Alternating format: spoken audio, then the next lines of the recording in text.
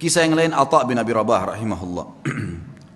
Atha bin Abi Rabah ini teman-teman sekalian pernah, tentu Atha ini sedikit saya berikan gambaran, dan ulama mengatakan dalam ilmu jarh wa ta'dil, dalam ilmu hadis kita boleh ada hal-hal yang boleh disebutkan kalau berhubungan dengan kekurangan seseorang, kalau memang itu ciri khasnya, atau sesuatu yang kalau disebutkan tanpa menyebutkan nama pun, nah ini masuk bukan dalam ghibah. Yang jelas ulama menyebutkan ciri fisik di sini, seperti mereka menyebutkan Nabi SAW jarbu, tidak tinggi tidak pendek, itu bukan aib. Atha bin Abi Rabah ini seorang budak hitam, kulit hitam, disebutkan dalam buku-buku tentang penjelasan biodata beliau, orangnya kurus, kaki kanannya pincang, mata kanannya rusak, fisiknya sangat kurang rahimahullah.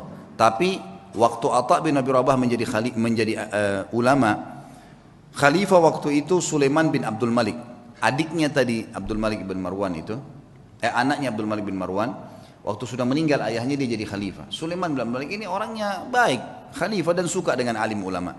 Dia mengeluarkan peraturan kalau tidak boleh mengeluarkan fatwa di musim haji kecuali Atha bin Abi Rabah, orang alim ulama. Karena ini dalam haji tidak boleh sembarangan nih.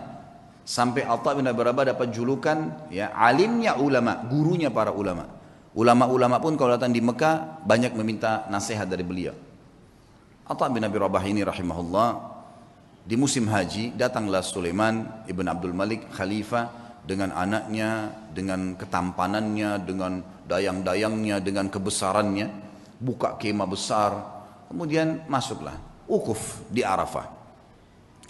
Sementara wukuf, Sulaiman mengatakan, di mana sahibuk, aina sahibukum, mana nih teman kalian nih? Biasanya kalau bahasa sahibukum ini santun dari khalifah untuk mufti, ya, untuk muftinya. Atha bin Abi Rabah ini ada di mana? Kata mereka, Amirul Mukminin lagi di kemahnya, lagi menunggu orang-orang yang lagi antri, lagi antri bertanya gitu. Dia bilang, saya punya hajat, saya ingin datang ke sana. Baiklah, Sulaiman datang. Sulaiman ini dia menunjuk si, ya, Atha bin Abi Rabah jadi mufti, dia yang memberikan gaji, gitu kan? Pemimpinnya lah. Dan waktu itu khalifah, dan perlu diketahui Sulaiman bin Abdul Malik di zamannya ini khilafah Umayyah jadi luas sekali, luar biasa gitu kan. Kuasanya sangat luas karena ayahnya juga punya kekuatan militer yang besar. Ringkas cerita, dia pun datang dan dia seorang yang saleh.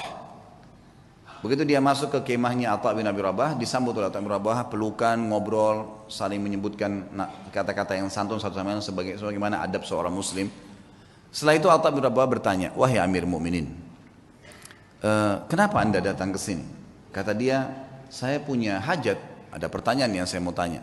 Kata Atha bin Abi Rabah, ini orang tadi saya bilang ya, kekurangan fisiknya ada, dia pegawainya yang datang ke dia ini, kalau mungkin maaf teman-teman di gubernuran sini, presiden langsung yang datang, bukan cuma gubernur, langsung datang, langsung ke ruangan dia karena ada hajat yang dia mau sampaikan misal, gitu kan. Datanglah teman-teman sekalian, lalu dia mengatakan, atau mengatakan, hajat anda pribadi, pertanyaan pribadi, atau hajat umat Islam? Kata Amir Mu'minin, hajat saya pribadi, pertanyaan saya pribadi. Atha mengatakan, kalau begitu Amir Mu'minin, mohon maaf, anda keluar antri bersama muslimin, karena ada yang sudah antri sebelum anda punya hajat pribadi. Kalau itu hajat umat Islam, saya akan dahulukan anda. Orang di sekitar Sulaiman ini marah, tapi Sulaiman diam. Rahimahullah, beliau sangat luar biasa. Mana ada presiden atau raja mau dipermalukan begini? Kan tinggal jawab selesai kan gitu. Tapi beda nih. Ini namanya muru'ah ya, kehormatan, menjaga kesucian kehormatan dengan Allah. Luar biasa. Silakan anda antri, karena muslimin sudah antri sebelum anda. Sulaiman keluar antri. Ini orang di belakangnya sudah pada marah nih, ajudan-ajudannya segala sudah luar. Ini kalau bukan karena Sulaiman, dalam riwayatnya dikatakan kalau bukan karena Sulaiman diam, maka kami sudah ngamuk nih gitu. Gitu kan? Ini kalau orang sekarang sudah remuk-remuk tulangnya gitu kan. Subhanallah antri. Dan Atha bin Abi Rabah dalam kisah ini dikatakan menjawab fatwa dengan tenang. Hukumnya begini sampai selesai, sampai giliran datang Sulaiman. Begitu datang bertanya, dijawab juga dengan tenang. Sudah selesai, pulang, sudah pamit pergi. Begitu kembali ke istana, tentu ada masalah nih ya. Sulaiman bin Malik dengan keimanannya juga akhirnya dia mengatakan, kumpulin semuanya, kumpulin semua kerabat saya yang ada hadir di sini dan semua ajudan pemerintahan. dipanggil semua kumpul. Di kemah yang besar mereka kumpul, lalu dia mengatakan, apa yang kalian lihat bukanlah sesuatu yang mempermalukan. Amir Mu'minin, raja, bukan sesuatu yang mempermalukan. Dan demi Allah, Allah memuliakan Atha bin Abi Rabah dari saya karena ilmunya. Dan di dalam Islam memang seorang alim di atas seorang amir. Dan memang saya punya hajat pribadi, maka jangan pernah ada yang merasa marah dengan Atha bin Abi Rabah, karena saya sendiri tidak marah dengan dia. Dan wahai anak-anakku dan para ajudanku, belajarlah agama, karena ilmu agama akan mengalahkan singasana para khalifah. Tapi bagaimana teman-teman, khalifah bisa begitu, Atha bin Abi Rabah alim bisa begitu. Dan semua dengan lapang dada bisa menjaga. Kenapa? Karena mereka yakin ada raja yang sebenarnya, Allah Azza wa Jalla. Kita teman-teman cuma kebetulan saja beda formalitas nih, baju bedanya cuma sementara. Ini jabatannya, oh ini si fulan, ini mobilnya bedanya begini. Itu cuma hiasan, kemasan. Sama dengan makanan, misal kalau di Makassar ada coto yang ditaruh di mangkuk yang mahal, ada yang ditaruh di piring yang biasa. Tapi sama saja coto, gitu kan gitu. Mudah-mudahan bahasa ini bisa difahamin, gitu kan. Karena kalau makanan langsung paham biasanya. Satu waktu, kisah yang lain, Atha bin Abi Rabah mendatangi, jadi Sulaiman meninggal dunia. Khalifah tadi meninggal dunia, sudah lewat waktunya dia meninggal dunia. Datang adiknya bernama Hisham. Hisham bin Abdul Malik, biasanya memang sudah tradisi, mungkin teman-teman di kantor pemerintahan sudah tahu, biasanya kalau ada datang pejabat baru, maka dia akan ambil informasi dari pejabat sebelumnya tentang orang-orang relasi yang bisa dihubungin, kan gitu. Itu sudah biasa, turun-temurun memang dari dulu gitu. Tapi mudah-mudahan relasinya ini orang-orang yang tepat. Yang jelas Hisham bin Abdul Malik sudah tahu, kakaknya ini Sulaiman terkenal dengan kesolehannya, dengan kealimannya, dia telah menunjuk ya Atha menjadi mufti. Maka dia tidak mau ganggu tuh, dibiarin Atha jadi mufti, lanjutin fatwanya. Satu waktu Atha bin Abi Rabah datang ke istananya. Atha bin Abi Rabah ini teman-teman sekalian naik keledai, keledainya tua. Dan untuk naik ke keledai itu kan biasanya ada pijakan untuk injak ya, itu dari kayu biasa. Bajunya biasa, imamahnya juga sudah tua, besar gitu.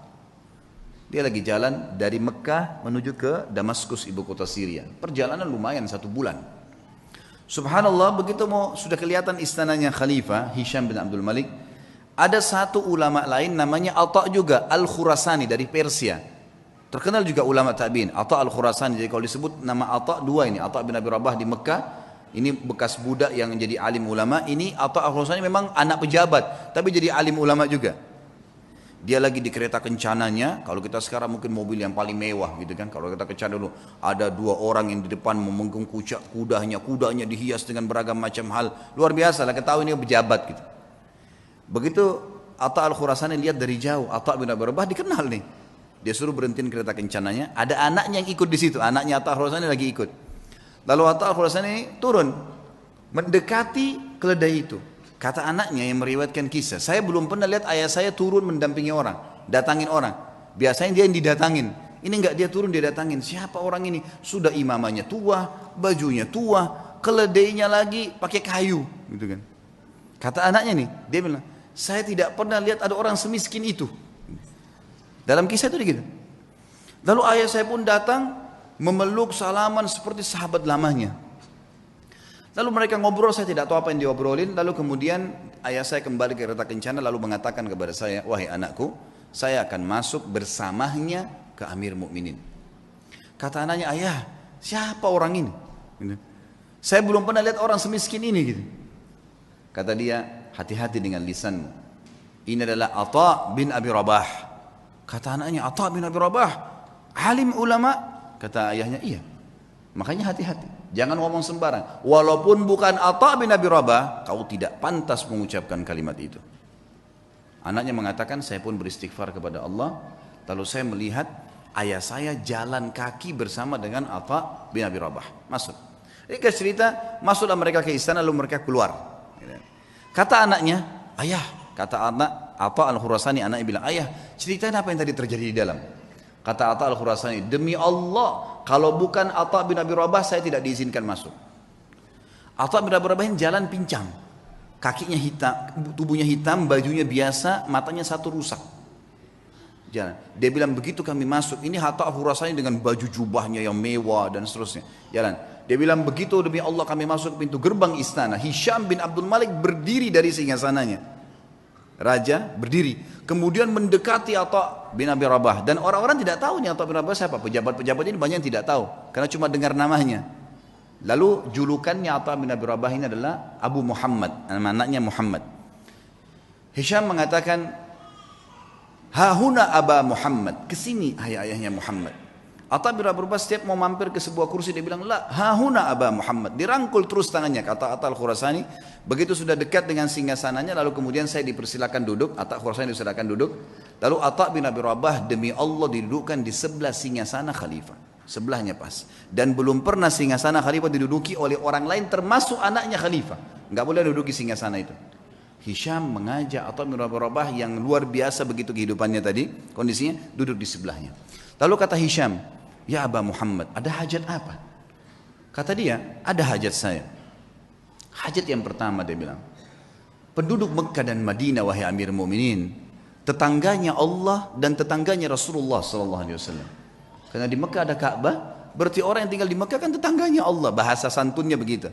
Di Madinah ada rumah Nabi SAW, walaupun ada kuburannya beliau sekarang, sudah jadi kuburan, tapi kan rumahnya Nabi masih ada. Itu kan masuk dalam masjid. Tetangganya Rasulullah SAW terlambat ataya mereka. Ataya ini kayak pemberian yang diberikan oleh kerajaan, ya, dari khilafah diberikan kepada masyarakat semua, kaya atau miskin semua dapat. Dari hasil pendapatan negara nanti dikeluarkan untuk kebutuhan negara, kemudian sisanya dibagi rata. Itu haknya masyarakat. Penduduk Mekah dan Madinah tetangga dengan Rasulullah SAW terlambat ataya mereka. Maka saya mengingatkan anda kepada Allah agar memberikan kepada mereka. Baik. Kata Hisham, ya gulam, sekretaris datang, catat dan berikan sekarang juga. Ada lagi ayahnya Muhammad, ada lagi. Para mujahidin yang membela perbatasan kaum muslimin, mereka ribat setiap hari. Terlambat gaji-gaji mereka. Ada istri dan anak mereka mengeluh dengan saya. Maka berikan hak mereka. Ya gulam, catat, segera jalankan pesannya Aba Muhammad. Ada lagi hayatnya Muhammad, terus aja Atha menyampaikan hajat muslimin. Gak ada hajat dia pribadi nih, hajat begini, hajat begitu. Ringkasnya adalah terakhir, sudah 5 hajat, 6 hajat disampaikan. Kata Amir Mu'minin, masih adakah hayat Muhammad? Kata Atha al-Khurasani, demi Allah Atha bin Abi Rabah berdiri dengan tegak di depan Amir Mu'minin, lalu mengatakan kalimat yang membuat istana itu kalau mau goncang bisa goncang. Dia mengatakan apa? Wahai Amir Mu'minin, ada hajat yang lebih penting dari semua yang saya sampaikan tadi. Kata Hisham, apa itu wahai Atha? Aba Muhammad, apa itu? Ini orang-orang kaget, belum pernah ada orang khalifah duduk, dia berdiri depannya dan dia menunjuk nih, ada hajat yang lebih penting. Kata dia, apa itu hai ayah Muhammad? Demi Allah wahai Amir Mu'minin, kau dilahirkan di muka bumi ini sendirian, dan kau juga akan mati sendirian, dan kau akan dihisab oleh Allah sendirian. Demi Allah, semua yang kau lihat di sekitarmu ini tidak bermanfaat buat kamu, maka bertakwalah dengan Allah. Hisham bin Malik menangis, waktu itu menangis luar biasa sambil memukul tongkatnya.